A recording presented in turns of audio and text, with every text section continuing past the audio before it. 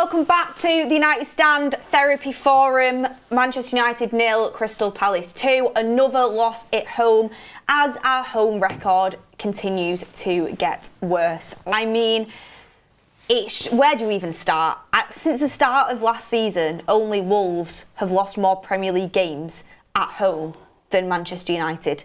And United have now lost 7 of their first 13 home league games this season, a club record at this stage of a league campaign with 18-93-94, the next one in line. Like, it's tough, it's painful. Let's get into it. We need some therapy because we're all feeling it right now. And, you know, usually at the end of these therapy forums, we start feeling a little bit better. So let's hope that is the result. Get your comments in, get your frustrations in. What is going wrong? How does Ruben Amorim fix this? How does the club fix this? It's one step forward, 2 steps back every single week, and that's how it feels. But I'm joined with Mordzs, Tel and Ricky. I mean, Mordzs, initially for you, I mean, where is your head at? Watching that game, how do you feel about Manchester United right now? What, to put it in words? I don't know. I don't even know the right words to say. It's frustrating. It's disappointing. It's boring. It's repetitive. It's difficult. I'll be honest. Like this team, I feel like I don't even relate to this club anymore. Like honestly, I feel like I'm watching United and I'm thinking, how did it get this bad? Like, how did we let it get this bad? I can't remember a point, and I feel like we say this every season, but I can't remember a point where it got this bad. This is the worst that we've ever been, by far. I'm hearing every week a new stat from the 1800s that we just broke. Like, why is it every single week we're breaking new records that were set 1800s. from 200 years ago? Like, why? Even though the club was even we got Newton Heath. We weren't even red, but then we were yellow and green. It got so bad that we're breaking Newton Heath records. We're breaking Newton Heath records. Do you know before there was a Premier League, like before there was anything. Do you know what it is as well? Like, I'm sat in the stadium and usually, I get it, you can go 1-0 down, I get it, sometimes things don't go your way. But it feels like every week now, I'm watching it and I'm just bored out of my tree. I'm sat there and I'm looking at the clock and I'm like, when's this going to be over so I can go home? Honestly. Like, that's how it feels, and I should never feel like that watching Manchester United. Even when Palace scored, and it's like you're 1-0 down at Manchester United at Old Trafford, you should easily be able to go and win that game 2-1. Like, you know, we've been able to score in Fergie time before, and you have that excitement about you. As soon as that goal goes in, I think that's it. We're not scoring in the month for Sundays. We weren't going to score. You knew we weren't going to score. It's obvious. We have no threat at all. I mean, we're so easy for teams to just come and try and nick a 1-0 win. Or you know, they just know, because we're prone to a defensive error at least once. We have zero threat up front. How many corners did we have today? We didn't look like scoring off a single one of them. It was like catching practice for Dean Henderson. It's just, there's so many issues with this team, and Ruben Amorim's got a lot on his plate. And I've already seen people talking about him changing his system. We hired this manager who has played this system his whole career. Why would he come here and change his system? This squad is not suited to it, and the players lack so much quality. Like, the majority of them anyway, not every single one of them. But I mean, Ricky, doesn't it say a lot when you're starting the game with Kobbie Mainoo playing as a striker? That's how little quality Ruben Amorim feels is in his squad, especially up front. It certainly says a lot, but I'll be dead honest, I don't think Kobbie Mainoo did too badly in that role. It's nothing against Mainoo. Mainoo's one of our bright players, and I think he did well. I'm just saying, if we actually had a striker, he could play at 10. That's what I'm saying, because he should have been playing at 10. He's desperate for a striker. Yeah. When you talk about us not having the players to fit this system, the main ingredient to me really that you've got to get right is your wing backs, because your centre backs are centre backs, and it's only a little bit different playing with 3 centre backs than 2. You know, midfield players and midfield players, whether they're attacking midfield players or deep lying midfield players, and he's got 2 deep lying midfield players and 2 attacking midfield players. Obviously, I know we haven't got a striker, but you have a number 9 who's playing at number 9. The biggest thing is your wing backs, to me, that are playing something a little bit different to what they normally play. expecting to attack a lot and get back to defend. They're expected, when you've got the ball or when you're playing against a team, well, I suppose in almost any home game, unless you played maybe Liverpool or City, in almost any home game, them wing-backs are expected to play like wingers. And as you said, I think before we went live, you said Mazraoui doesn't seem to be good enough going forward. And because Mazraoui's playing at right, Dalot's playing left, I'm absolutely praying that this Dorgu is the answer on the left, because I think Dalot, much better than himself on the left, but also much better than Mazraoui on the right. So I'm praying that we can see this Dorgu playing on the left and Dalot on the right, and it might improve us. Threefold, and that's my next desperate wish. We'll talk about that in a moment. We'll get back to the game because I've got a lot to say, honestly, and I think you guys probably have as well. But there is some breaking news that we do have to cover, and it is that Mathys Tel has decided to join Manchester United with immediate effect, coming from Sky Germany. Concrete negotiations are underway between Manchester United and Bayern Munich. United have submitted a loan offer, which Bayern Munich has rejected. Bayern are pushing for an obligation to buy or a permanent transfer. So basically, as soon as the full-time whistle went, Mathys Tel rung up Man United and said, do you know what? You need my help. I'm on my way. Let me catch the next flight. And also, as a young man who wants game time, that's what he's prioritising. I bet he looked at that and thought, oh my God, I'll walk into this team every single week. Like, genuinely. So, any thoughts on that if Manchester United do manage to get it over the line? 19-year-old Tel joining Manchester United potentially. We're desperate right now. I'll be so honest. Anything is better right now. Anything. I could probably walk into the team right now. That's how bad it looks. I'm not saying bad in it because individually, I'm not saying all the players, offensive players are bad, but it's just, that's why it makes it, I honestly. genuinely don't know what to say. I'd probably have even harsher words for our players, to be honest, mate. Yeah. It makes me laugh when we're getting linked to players, and there's people laughing at us, like potentially going for an Nkunku loan. I'm like, have you seen what we've got at the moment? Have you seen the players we've got up front? There's nothing. There's absolutely nothing. The quality is diabolical. The fact that Garnacho's had a few good games recently, but the fact he lasted the full game today. He's not good enough. I've had enough of all this beep. And the things that I'm hearing you talking about it, Beth, so we need 70 million for him. Crystal Palace have got Eze playing in the same sort of role as him. He can play wide left, or he can play as a left-sided 10, like Garnacho's doing. Garnacho would not get in Crystal Palace's team. Now, how much do they pay for players? He wouldn't, would he, surely? They paid 8 million for Elise. Right, but that's Elise. but what, I don't know, maybe you can find out, what's their record signing? They don't give 50, 60, 70 million pounds for players. And he wouldn't get in their team. He'd be in the squad. I'm not saying he won't get in the squad. I'm not saying he won't come on and all that, get some game time. But he would not be an automatic starter for Crystal Palace. Their record signing was Christian Benteke for around 29 million. Right, so where do we get off on thinking he's worth 60, 70 million quid? I just don't get it. I saw him try and go past that Chris Richards today, who plays centre-half for the USA. He's not even having to break sweat. He just arms him out of the way and turns with the ball and passes it. It's like a man against a boy. It's like a man against a boy. I was watching and I was thinking, Eriksen needs to come on, Eriksen needs to come on. The fact Eriksen only got like 5 minutes at the end, I thought was not right, because even though he's not the perfect player, we were desperate for someone to come on and be able to string a pass together and thread it through the lines and create something. Some of the substitutions today to me weren't on it either, and you've got to be 100% honest. Tull, how are you feeling? Would you like Tel to come in from Bayern Munich? Do you think he walks into the team?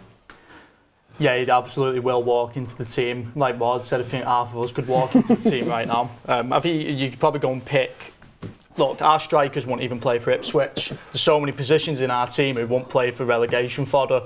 I like the idea that he's coming on loan. Is that right? Is that what they're saying, on loan? Loan, but it might be. But Bayern Munich are pushing for an obligation to buy. Yeah, well, I don't mind on loan, because the mess that we've got right now is from the recent players we've signed, so I don't mind bringing a player in on loan, so you get to have a look at him first before we sign him. Because we go and sign a load of players this summer and they all end up being shit as well. then this problem just keeps getting worse and worse and worse, and this mess could genuinely become unfixable at one point. Like the only thing saving us could be, you know, going bust or something, mate, and we've just got to let them all go for free. To liquidate the club. Seriously, mate, the mess is that big at the moment. It does feel almost unfixable. It won't be unfixable, but that's how big of a job he has on his hands. But not just him, the guys higher up, Ineos, the guys looking over the football operations, they must be sweating, like seriously sweating looking at this today. I don't think Tels knows what he's walking into, I'll be so honest. Like, he's walking into like a danger zone right now into this team, honestly. Like, it's not, because if he thinks, if someone's in his ear telling him, you know, you could go to United and get some goals and you're going to come in, it's going to be very, very, very difficult. I hope people are telling him that. It's not going to be easy. It's going to be probably the hardest thing. I hope they're not telling him that, because I want him to come. Yeah, obviously, I mean, it sounds like he's going to come anyway, but I hope people are letting him know that this is not going to be an easy journey for you at all. Like, at all. Even if he comes in and he starts scoring goals, one little bad run of form, it's going to be brutal. He's going to get game time, that's what he wants. Yeah, but that doesn't mean he's playing on a good team, though. The team's still the same team. He's going to be the same way it's difficult for everybody else in this team, same way it's going to be difficult for him. Look, if you believe in yourself as a player, which you should everyone does, though. If you believe in yourself in a player, you should feel like you could come into a team, if you back yourself, and you've at least got to show your own ability.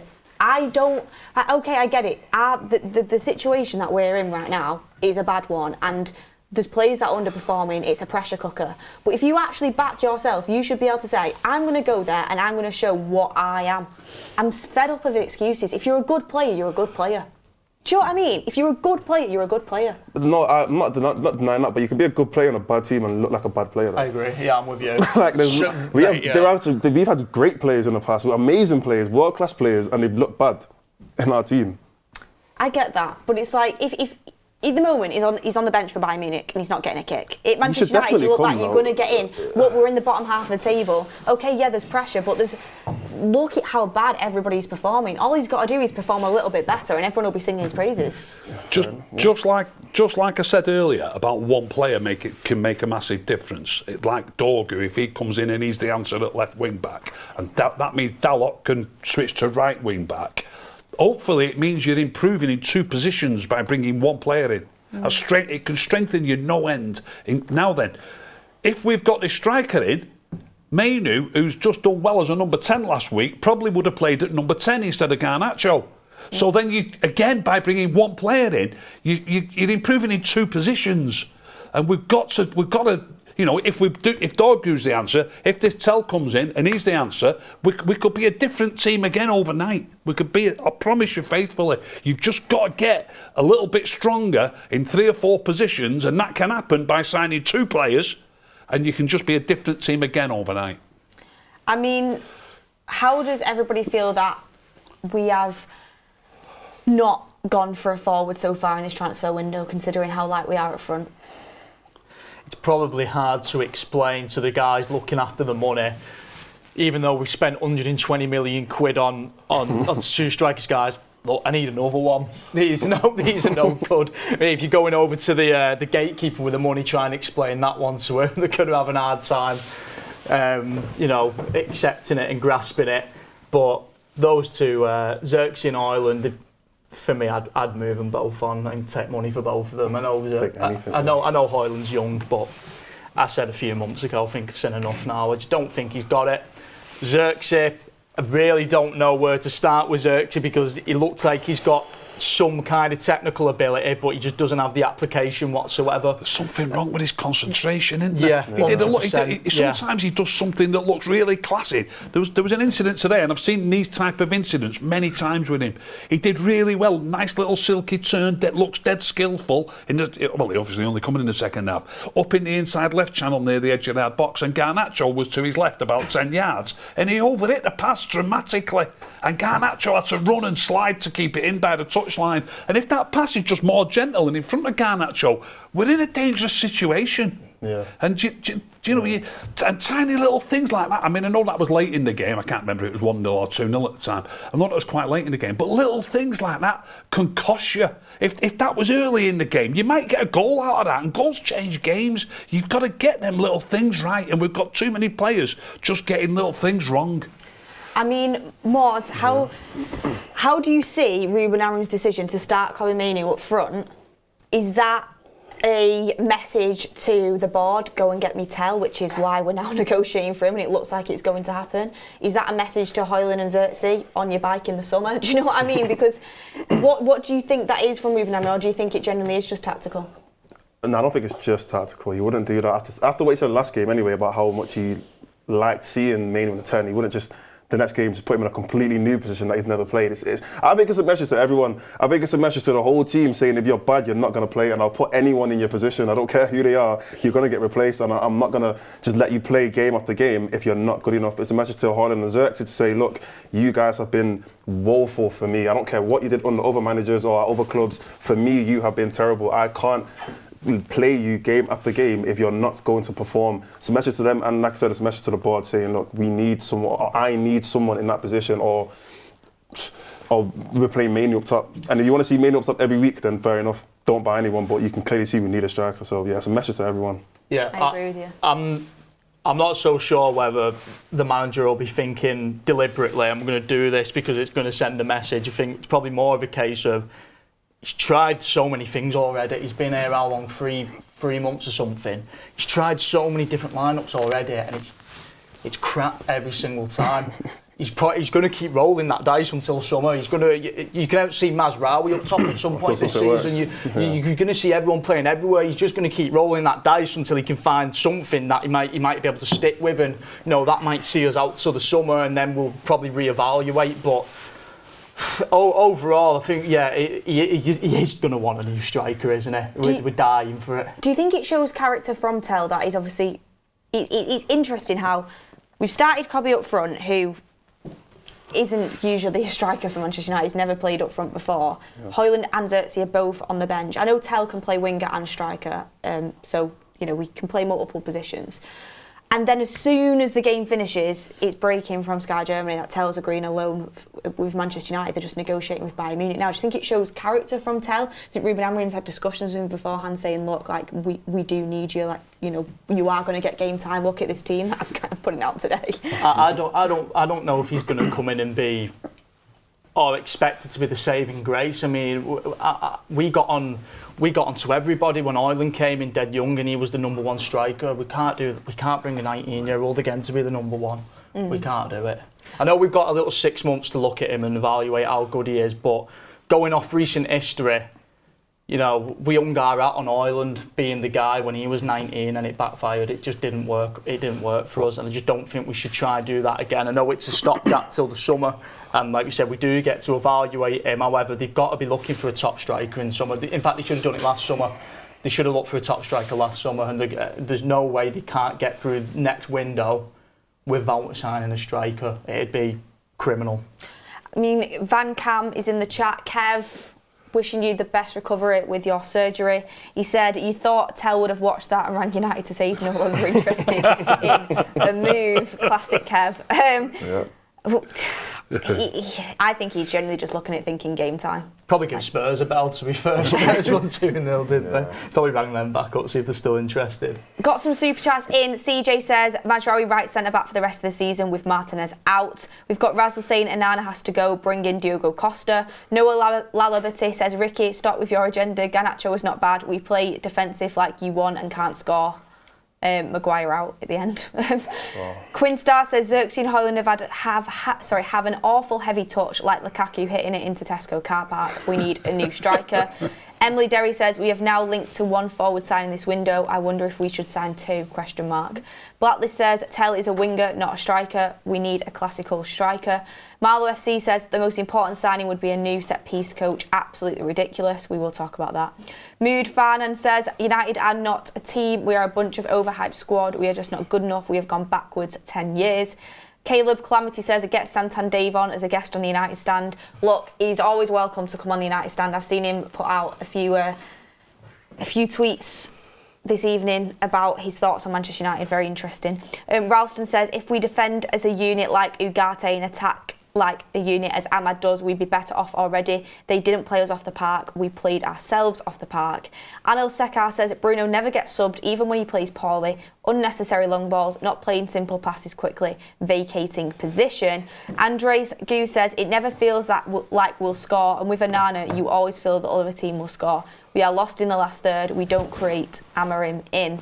Pengas92 says I think we have more successful passes from Eriksen in 9 minutes than with Bruno the whole game. Shame he has no legs left. Ravel Byrne says until we get Kenda, assuming that we can, Ahmad shouldn't be our 10, he has to be the right wing back. Also just think it's his best role in this system.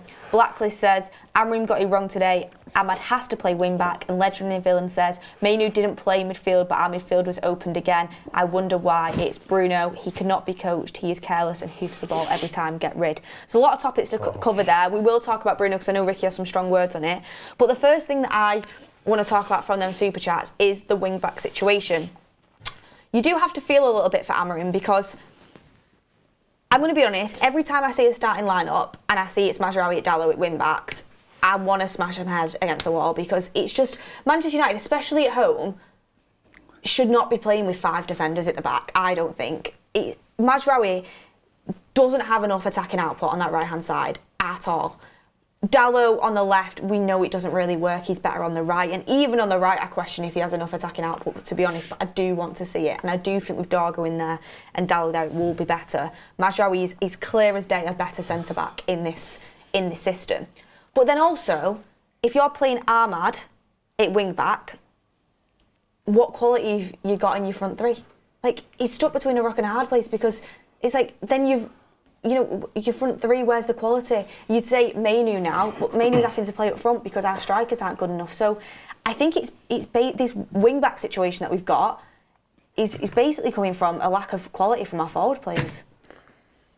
Also a lack of left-sided players. Yeah. We've come into this season before Amorim was the manager with Luke Shaw and Malacia as our left-back options. Now surely a proactive board, when you're evaluating your squad, would go, one of them's crap and one of them's injured 90% of the time. We should probably invest in a left-sided player. So it's we're just getting the... even if we weren't playing wing backs, we probably still would have struggled with that left back, right back situation, even if we were playing 4 at the back. So it falls on the recruitment again, I think. I feel like as well, Mordzs, do you feel like it's really predictable? Like, when Garnacho and Dalot are linking up and Mazraoui and Ahmad are linking up, it just feels predictable. Yeah, and they don't have, there's no spark between them. I feel like I remember when Luke Shaw and Rashford had they're great link-up play, and Luke Shaw could put in a good ball as well. So even if Rashford wasn't doing something, that Luke Shaw could come up with a good cross or something. Whereas now it's you're not going to expect Mazraoui to put in a great ball or Dalot to put in a great ball, and there's no they struggle to overlap, and even when they do, it's they're not going anywhere. I actually remember a time when we used to complain that we were left side heavy.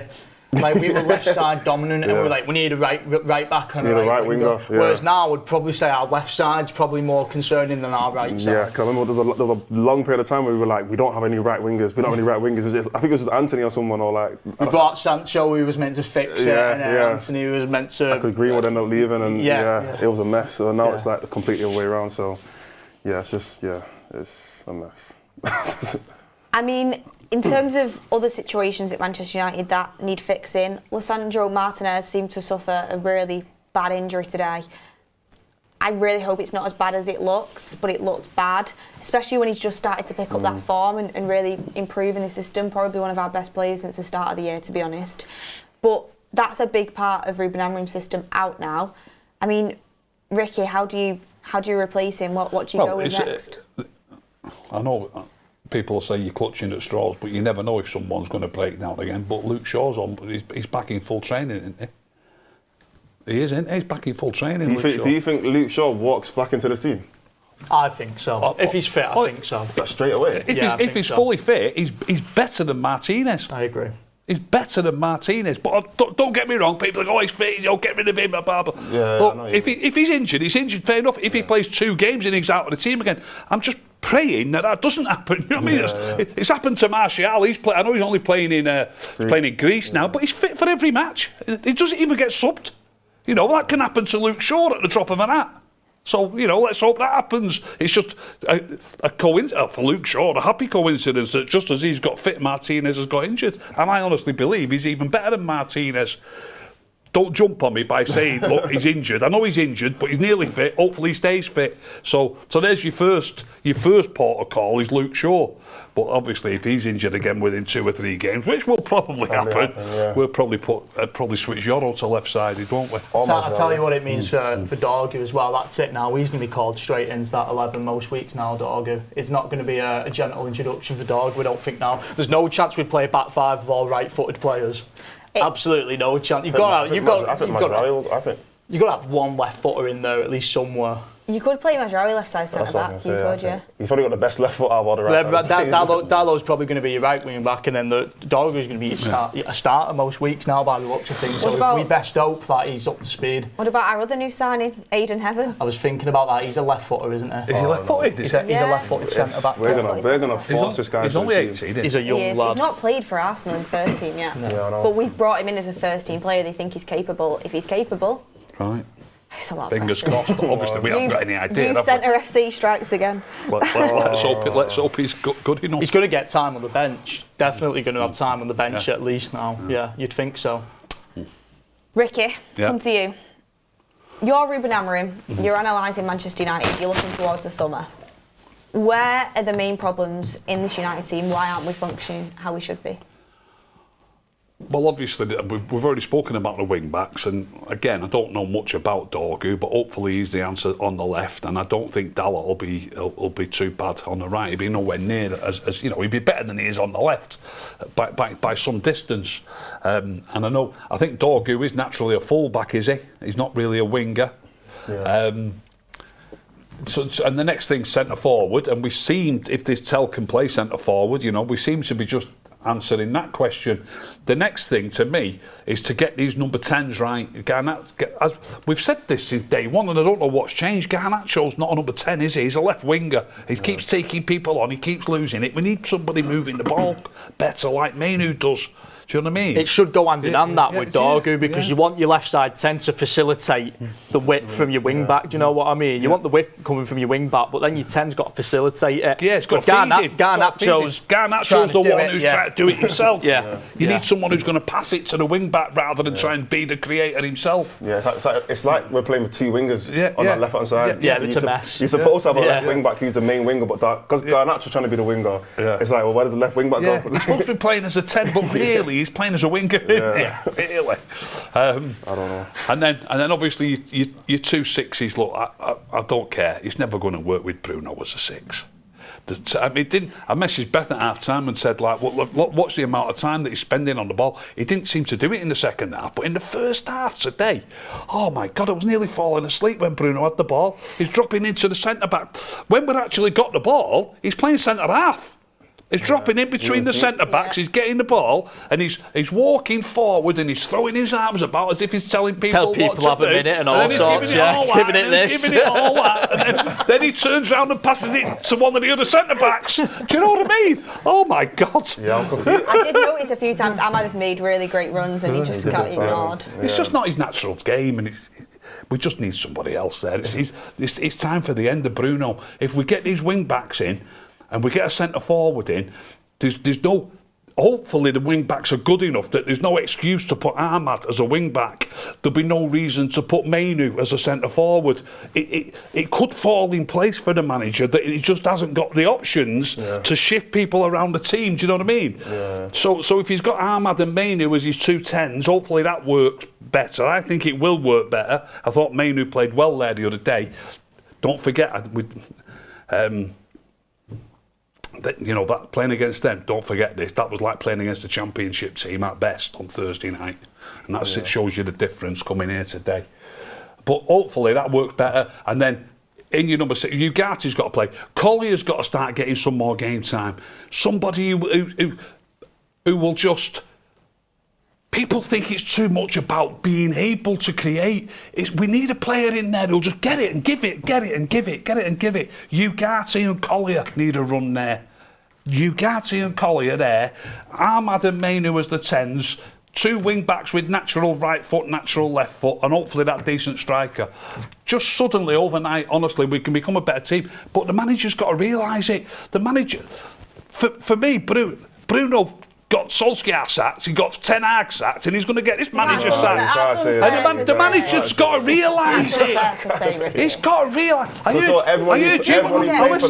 listened to the build-up show. Bruno didn't get that. But they never drop him, did he? He plays all the time. I heard you before the show, Beth, saying, you said this team plays better with Bruno in it. When do we play better? And I want to know what's your argument for that? Because no matter whether you're talking about Bruno or any player, this counts, if you like. If you're talking about any player, how can you tell we play better without him when he's never missing? It doesn't make sense. Because when he ever has come off or been subbed off, we always look worse. One game or 20 minutes here and there, doesn't matter. It's got to be. It's happened a couple of times now. Yeah, it might have done. Ten Hag did it. And we looked a lot worse. Also, Ruben a few weeks ago, he got sent off. He's not done it since. He got sent off a few weeks ago, and people said we were better without him, without even replacing him. Do you remember that? Loads of people were saying it. Wolves away. We played better without him, without even replacing him.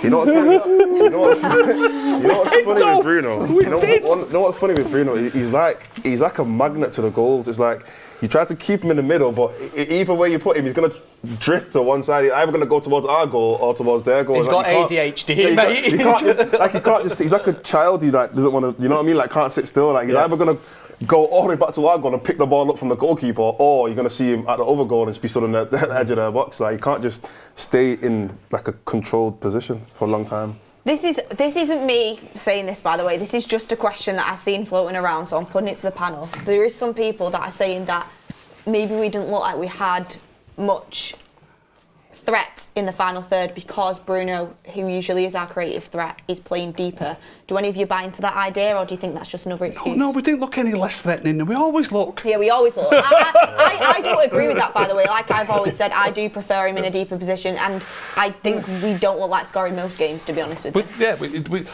I think we sat here after the Newcastle game, Beth, and you said, and I brought this up a couple of times since. In that game, we started off with Casemiro and Eriksen, and we got beat 2-0, and everyone that was sat here with me said how crap it was because they played. And all the games around that, we've got beat 2-0 by Crystal Palace. We've got I'm talking about all home games. We've got beat 3-0 by Bournemouth. We've got beat 3-2 by Forest. We've got beat. Who else beat us? We've lost 5 home games out of 6. Yeah. And five of them games, the opposition have scored at least twice. And only one of them was at Casemiro. I'm not saying they're the answer. I'm not saying they should be playing. All I'm saying is we're no better when we play Bruno as a number 6, or whether we've played Ugarte and Maino as a number 6. And it's no better or no worse. It's no better or no worse. It's just crap. Well, another point I wanted to bring up, Tel. 11 corners, Manchester United today. 11. We thought we were like 4 in a row. We just kept having corners.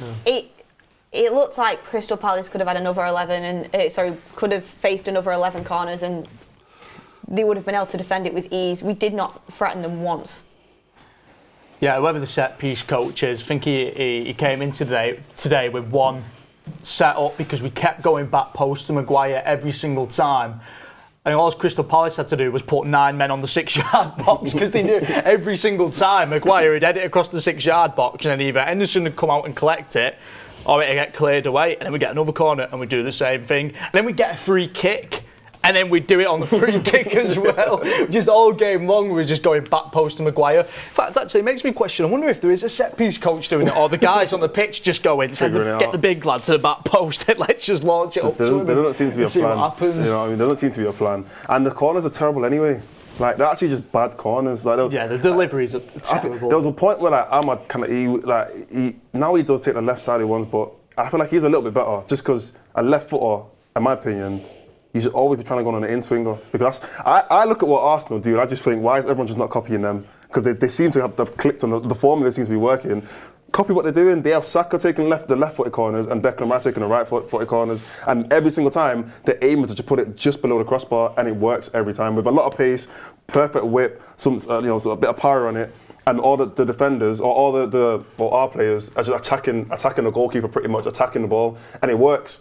Why are we not doing the same thing? We put in right. Sometimes we're having right-footed corner kick takers taking it on the left-hand side and we're out-swinging it, and it's like, no, it's never going to work. Or we're just floating it in the box and hoping that someone's going to head it. You're expecting for a worldly header, aren't you? If that ball's arcing from the right corner flag with a right footer, it's coming 12 yards out from the goal. Yeah, you've got to be running onto it. It works, but it's not going to work very often, is it? Or we just float it. It's like with Bruno. He either just misses can't get past the first man, or he just chips it in the box. Like, who's going to win a header like that? Like, even if he does win it, it's not going to go in. Like, he's going to just about like make it to the goal. Yeah, like, we're just terrible on set pieces. The only time we ever look like a threat off them is when De Ligt's playing. De Ligt looks like a bit of a threat. But it's rare. It's like once every like 15 it's not much. games. It's not much, but it's something to hold on to. Like today, the corner. The thing is, when we concede a corner, I'm always dreading it because we look so bad defensively off them. But I bet other teams are like, happy days. You know, it's easy to defend against us, and that should never be the case. But it is what it is. I mean, what did people make of Harry Maguire's performance today? Because I've seen a lot of mixed reviews on Harry Maguire. I thought it was solid, but to me there was a few too many times where he was happy to just boot it clear. It looked a little bit Sunday League-ish almost. Not that he was doing it badly. I just mean it's not what you generally see on a Premier League football pitch. You know, I mean, I'm going to watch it back. I've said many times, haven't I, that it's a lot better if you watch it back and see it. But I seem to remember 7 or 8 times today where he booted it clear, but I thought a bit of a classier player might have took a touch and passed it. Yeah, I thought with Maguire in the first half, to be honest, I actually thought the first half was very good. I thought he had Mateta on toast completely. However, it didn't take Mateta long to realise, well, there's no use for me playing with back to him. I may as well just get the ball and run at him. And as soon as they started picking the ball up and just running at our defence, hitting us on the break, it was all over the place. But I thought that went for a lot of them. There was a lot of times today, Mazraoui and Yoro, they were playing as the wide of the 3 centre-backs.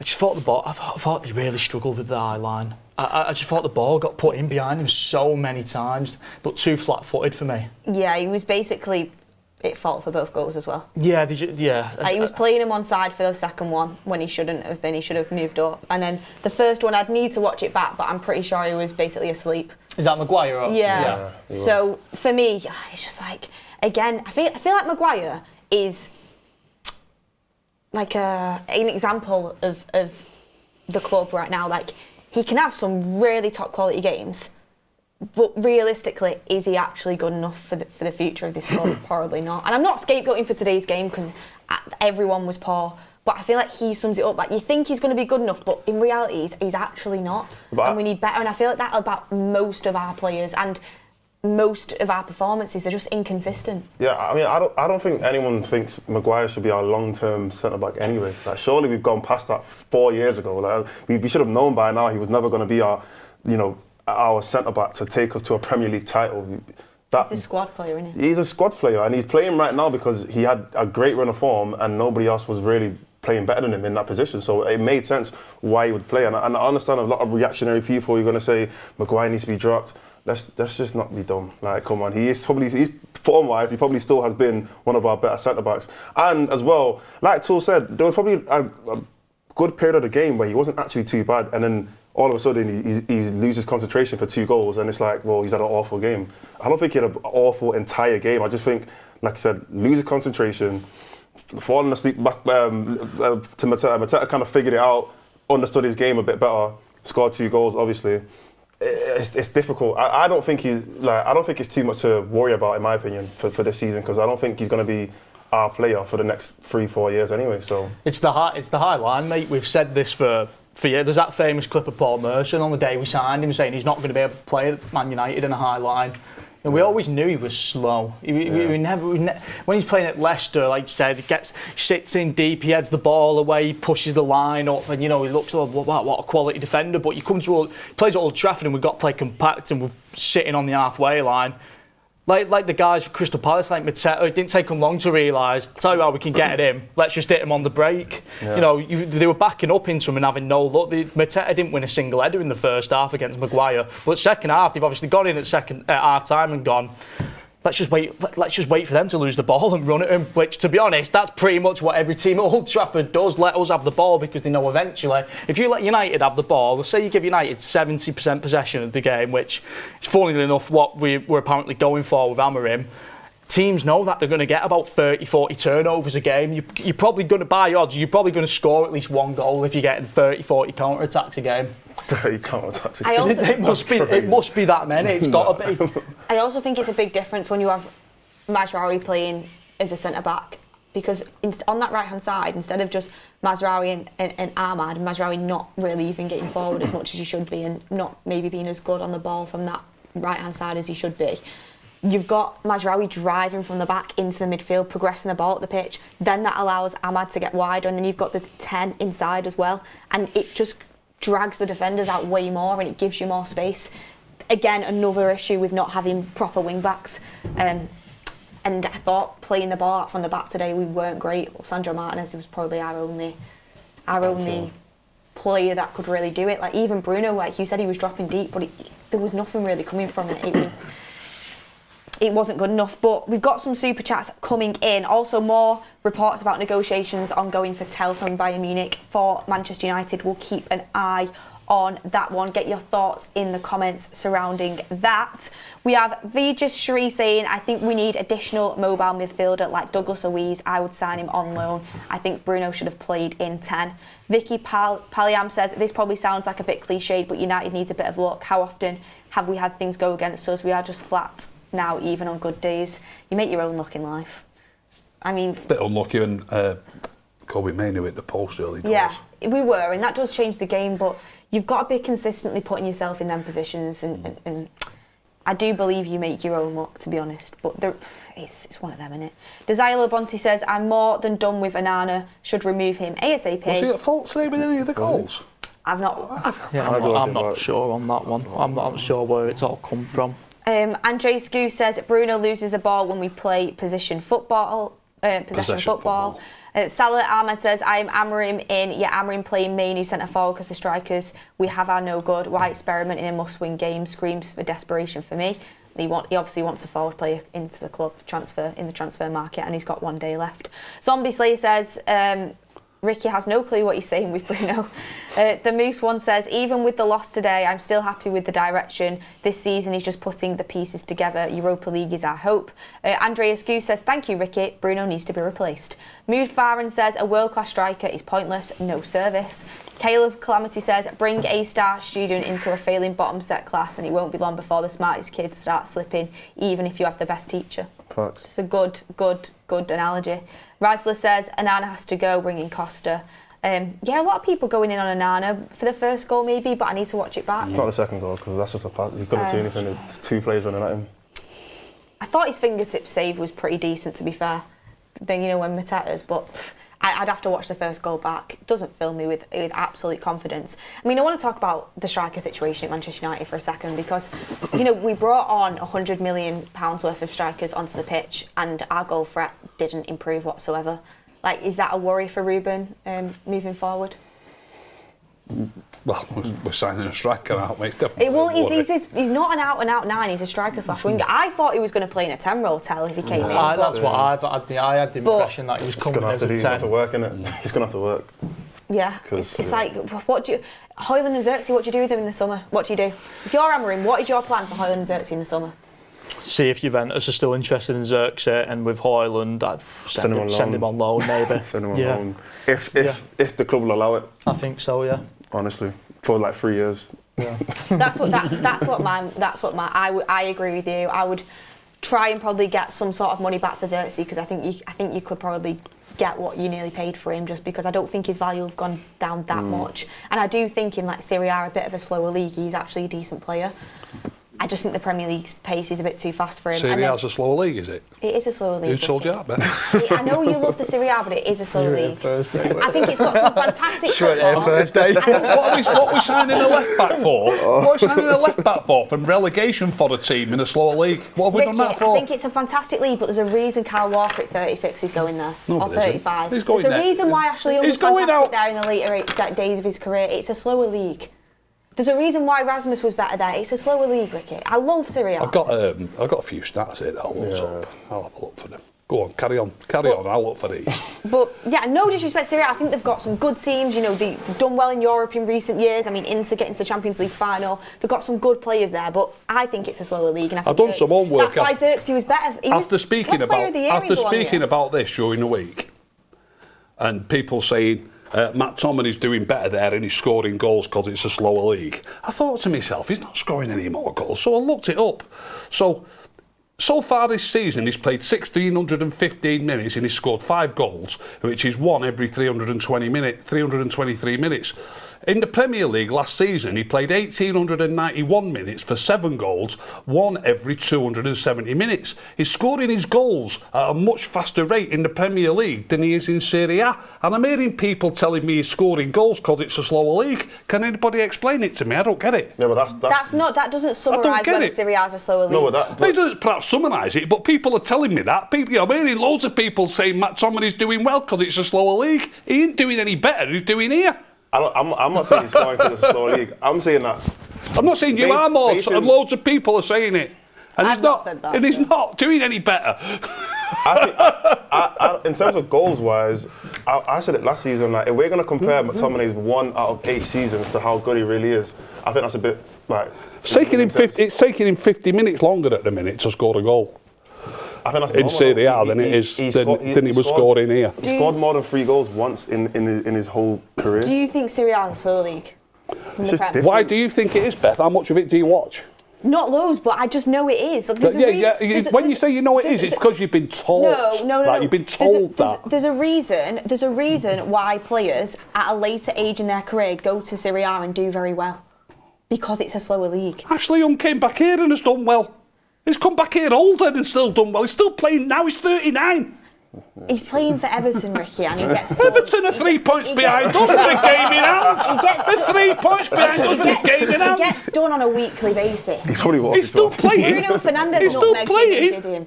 I know, but come on. Kyle Walker's going there at 34. Like, Kyle Walker's There's old a great players. player. I bet the average age of the players in this league is only similar. Why was Xerxes in Team of the Year then for Bologna? Carry on. I'll do some homework. Go on, you carry on with something else. I know Ricky absolutely loves Serie A, so he's not gonna talk. Yeah, but you're saying something that you've heard other people say, Beth. You don't even watch it. It's a slower league. I've watched some fantastic games. It doesn't mean it's not a slower league. Like, in the comments, is Serie A a slower league? There's no point asking the comments because they're only hearing what people say. Nobody watches it and makes their mind up. Rasmus Højlund said that the hardest defender he faced in Serie A was Chris Smalling. And he's a great player. He is. He's a great player. We shouldn't have got rid of him. He went there when he was young. He was, right? But is there better centre-backs in the Premier League right now than Chris Smalling? But he left us 5 years ago. He's about 34 now. It's the Premier League is tougher. It is. Do you mean the quality is lower or it's just slower? I think both. That's a different. I think the quality towards the top of Serie A is really good. I do think it's a slower league. I think it's a slower tempo. I mean, I don't think it's a crazy thing to say. It's just I don't watch that much Serie A to even comment, to be honest. I'm with you. I'm sorry. You guys are bottling it. You both I've just Googled. You're talking about old players going there. That's your answer. That's why it's slower. The average age of a player in Serie A is 26.3. The average age of a Premier League player is 26.4. The players in Serie A are younger than the players here, and there's going to be some older ones, but there's going to be some old ones here to keep that average up. I'm saying from the Premier League. They leave the Premier League, and then they go to the Serie A, and they do very well in that league. They don't all do very well. They can't all do very well, can they? A lot of them do. Let's talk about United. Why was Højlund performing better in Serie A? Why was Xerxes performing better in Serie A? But in the Premier League, I can find players who've come here and done crap. Plenty of players. We're just signing a left back. I'm hoping he does well, but he's playing in the bottom team virtually in Serie A. We're signing him, hoping he's the answer. You've always got an answer to everything, but my opinion is, I think Serie A is a slower league than the Premier League. Well, it's not. And I don't think... It's not. They're the same. The top quality teams. Well, you keep saying to me, why is this player doing? Why is this player? Why have Inter Milan drawn at the Etihad? Why have Inter Milan beaten Arsenal this season? It doesn't mean that they're not a quality team. Why have Juventus beaten City this season? I've not said. Who are about 5th in the league? It's a very good league, and they've got quality teams in Atalanta's that. a top team. Atalanta won the Europa League that we're trying to win. They can't win it with all slow players or old players. It's pathetic, Beth. It's pathetic. It's not pathetic. Let's move on and talk about United. Just because it's slower, though, I'm just saying, just because it's slower doesn't mean there can't be quality teams and quality players. But the pace. But it also means that players can go and play there, whoever, but players can come here who are older and do well. Okay, right, I'm just going to leave this argument. Well, they can't, can't they? I mean, how old was Ronaldo when we signed him? How old was Zlatan when we signed him? You're talking about some of the best players that have been in recent times. Like it's an individual case. Just because a league is slower doesn't mean that the quality isn't there. And there's quality teams. I've just said Inter have been in the Champions League, but the pace is slower, which is why players go there. Have you seen us play today? How do you think we do in the Premier League? Have you seen us play talking about slow football? Have you seen us? We're 13th. Yeah, we're 13th. And we'd be 13th in Serie A. Do you mean? Yeah, because it's quality. It's not just about pace, it's about quality as well. Okay, so they do all right, because even though it's a tougher league, they do well because it's a slower league. All right, fair enough. No, it's I bow down to your superior knowledge. I think Bruno started off in Serie A. Did Bruno start off in Serie A? Yeah. Well, Greg's just sent me. He's done a ChatGPT search. Which league is the slower league out of the top 5 leagues in Europe? If it's people voting on it, I don't care. It's not a vote. It's not a vote. Among the top 5 European leagues, Premier League, La Liga, Bundesliga, Serie A, and League One, Serie A is often considered the slowest in terms of game pace. Reasons why Serie A is considered slower: tactical focus, lower intensity pressing, possession-based play, average sprints and high-intensity runs. Stats show that Serie A has fewer sprints per match compared to leagues like the Premier League and the Bundesliga. Many Italian teams prioritise possession and structured passing rather than fast transitions. Compared to the Premier League and the Bundesliga, Serie A teams tend to press less aggressively, leading to more controlled and deliberate build-up play. Italian football is known for its emphasis on defensive structure and strategic play rather than high-tempo end-to-end action. So, it's not wrong. I don't think I've ever watched a Serie A game in my life. A lot of bollocks. Absolute load of bollocks. You two, passing the ball. Get the team passing the ball around like Inter Milan do, or Napoli do, or Atalanta, and it'll do for me. It'll do for me. That's still good football, but it's not to do with the pace. Pace is its own individual. It's its own individual thing. It doesn't mean that the quality's bad. Yeah. For example, if Inter played Manchester United, Inter would win. They're a better quality team than us, but I still think they play in a slower league than us. That's what I'm trying to say. It's different assets to each league. But anyway, let's move on. Andreas Goose says, a man can never win an argument with a woman. Thanks, Greg, for helping me out with that one. Avi says, forget about systems. Our culture needs changing first. That takes years and years of supporting a manager. Dylan says, Højlund and Xerxes were better when they were in better teams. Serie A is more technical than the Prem. Will H says, love a good therapy forum. Shenanigans says, Fabio Capello said Xerxes looked better in Italy because he was given more time on the ball. He doesn't get that at United. They are his words. Noah says, not being reactionary on Maguire, he's too slow in general and on the ball. It hurts the team. Too slow, he needs to go to Serie A. He probably do really well there. It hurts the team tactically. Same with the defensive wing-backs. We sit back too much. Robin Vennick says, Samu from Porto seems like an interesting striker. Samu's fantastic for Porto. Vija says, I think we need additional mobile midfielder like Douglas Luiz. I think Bruno should have played in the 10. I've done that one. Well, a bit of entertainment to finish off the forum today. We've still got 7 minutes left. My next question, this might end up in an argument as well, is do you guys think we were better under Ten Hag than we are under Ruben Amorim? We were better last season. I'll say that. that we were not this bad. Like, I get it, Ten Hag is probably the problem this season as well. Not even probably, he was, because he was here for about 7-8 games or whatever. So he definitely did contribute to how bad we've been. Ten Hag's the biggest problem, because a lot of the players that we've got are Ten Hag players, aren't they? And this manager is now trying to deal with Ten Hag players. I think overall, the damage he's done to the club is more than Amorim. I think we can all admit that. But on the pitch, genuinely, like, we still look bad. Like, we still look terrible. Like, I don't think there was points where in Ten Hag's time where, like, defensively we looked strong as well, and then going forward we couldn't score goals, and then vice versa. Sometimes we could score goals, and defensively we were really weak. So yeah, we're nowhere near our 1.5 goals a game at the moment. I'll tell you that. We're scoring even way less now. So I mean, not to say that I want Ten Hag back or anything. We had like 1.5 a game for 3 years on the road. No, the damage that he did irreversible damage. Yeah, serious damage. And the damage, to be honest with you, on the pitch, there's probably not much separating the two sides at the moment, Amorim and Ten Hag. Maybe you can look in stats, might be conceding more, to be honest, under Amorim. However, the real damage was done in the boardroom when they signed all them players, mate, for was it near £1 billion we spent under Ten Hag or something? $1 billion? No, in 2 seasons. How much did we spend on Ten Hag? About 600. We're not far off $1 billion, to be fair. We're closer to it than away from it. $1 billion is crazy.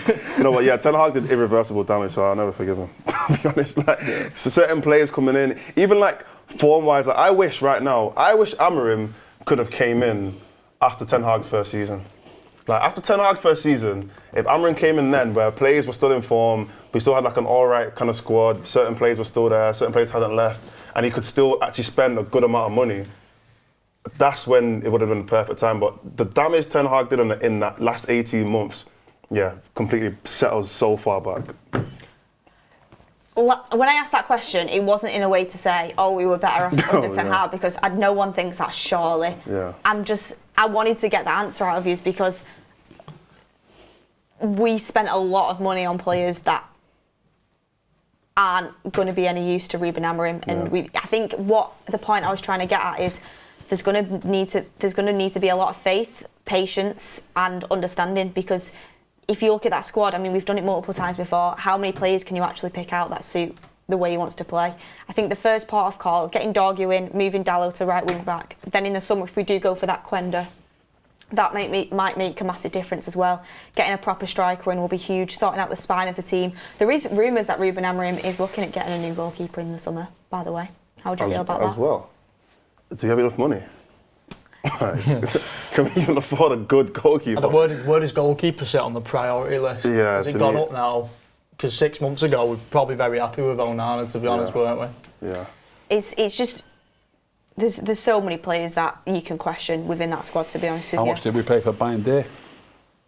Not a lot. Not a lot. I can look it up. Onana was about 40, right? I'm not convinced on Bayern. About 40, 50. But yeah, you know what it is as well with United, and I was saying this on the build-up show, but I didn't really get to finish it because the lineup came out and it was crazy. But there's something about, like, I feel like ability is obviously important, talent's obviously important. I'm not even going to deny that. But I feel like in terms of getting a winning team, especially if you want to be like a top winning team, mentality is more important than anything. Like, I said this before, you can bring in like prime Messi into this team, he's going to struggle. Like, anyone will struggle. Prime Ronaldo, we had Ronaldo. I know he wasn't prime Ronaldo, but we had Ronaldo. Prime Ronaldo would have been crying, spitting his tummy out and walking we could bring off Mbappe into his team. Mate, we could bring Mbappe into the team, he's going to struggle. And I feel like it's because the mentality isn't there. I look at like a team like Forest. Last season, they were very like underwhelming. I think they were even close to relegation at one point. Yeah. This season, their mentality switched. And that's the reason why they're winning game after game. It's not a fluke anymore. You can't say it's a fluke because they're still winning games. They lost 5-0 and came back the next week and won 7. That's mentality to me. That's a team that thinks, you know what, even if we win every single game, we have the mentality that we can win every other game. We can go to Liverpool and win. They're the only team that's taken, I think, 4 points off Liverpool. They're the only team that beat Liverpool, actually, I think. Maybe another team beat them, actually. I think they might have lost 1 or 2 games. But that's the mentality of a team that truly believes that they can not just finish top 4, but they can beat every team. I feel like since Fergie left anyway, United haven't had that mentality. And I think one of the reasons why is we've continued to have players who have underperformed, like dangerously underperform, and carry on playing year after year after year. When you do that, you set the lowest standard ever because everybody else thinks to themselves, oh, but he had a terrible season and he's starting again. again and again and again, year after year. I feel like with Amorim, one important thing that he needs to do, other than bringing in good players, he needs to just set a complete new standard for every single player and let them know that you're not going to continue playing if you have poor standards year after year. Fergie would have never allowed any of these players to play. Facts. None of these players would have survived on the Fergie. Not one of them. I don't. Maybe like one of the younger players, but none of them would have survived a year on the Fergie playing like this. But they have under multiple managers. I just think Amorim needs to, bring in new players, but let the new players know and the older players know that there's no like second guessing your performance standard. We have to set it up here and keep it up here. That's why you've got to get the signings spot on as well, because you're hoping that them new signings put pressure on the other players and. You're hoping that they are better, because Ricky, you spoke about before, oftentimes we have got rid of players and we've replaced them with players that aren't an upgrade. Time and time again we do it. Absolutely drives me mad, it does. It drives me mad. But hopefully, fingers crossed, Dorgu from the fastest league in the world, Serie A, is going to be a top signing. I mean, last but not least, guys, get a few super chats in a second. The Leicester game, FA Cup time, Friday night. Are we feeling confident? Rude's return to Old Trafford? I'm not confident at all. You could just see Rude. This cup's really important because it's a way into European football that Manchester United probably aren't going to get in the league. So probably 99% chance aren't going to get. Let's be honest, we're not even going to crack top half of the table. You must be falling further behind that top 7 or whatever you need every week. Yeah, but we're not going to get it in the league. Hey, we could end up doing a Wigan Athletic. Is it mathematically impossible for us to get top 4 now? Surely it's been. We'll never ever get in top 4. I just want to know that when it gets to mathematically impossible, that's when you know it's real. Like it's confirmed you can't. But yeah, that Leicester, is it away or home? It's at home. It's at Old Trafford. Yeah. It's probably worse. Probably rather be away. Yeah, probably rather be away. We're on 29 points in 13th spot and 4th place. Only 12 points behind them, aren't we? Behind who? 12 points behind Newcastle in 5th and City in 4th. Yeah. I mean, 12 points. I mean, it's just still, it's just not going to happen. We're not too far off averaging a point. If you won every game you've got left, you get top 4, but we ain't going to win every game we've got. I think we're averaging less than a point because we've got. How many games have we played? 23 or something like that? Oh no, 23. Just over. We've played 24. So we're not far off a point a game average. That's the lowest we've ever had, you know, ever. Yeah. I think that before that the lowest was like 1.2, and now we're like literally just over 1 point. Yeah, that's done. Yeah, let's go on. Ricky, how are you feeling about Leicester? Not confident. I'm not confident in us beating anyone, but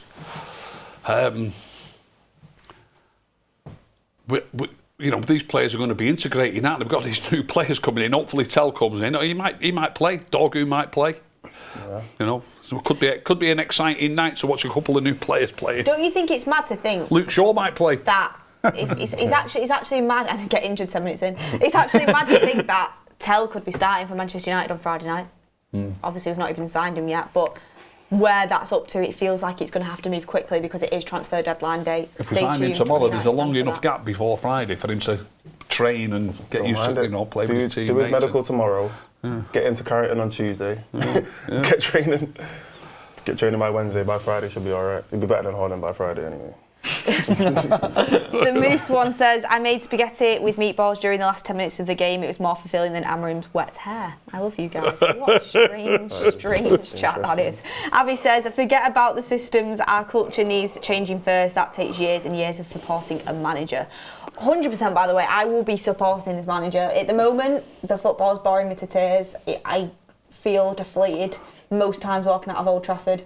But Amorim's name was sung the whole game today by the United fans. I think the majority of United fans know you've got to stick with the manager, stick with his system and have some patience. I'm not saying blindly for forever and ever, but what he's walked into, you've got to give him some time. Yeah.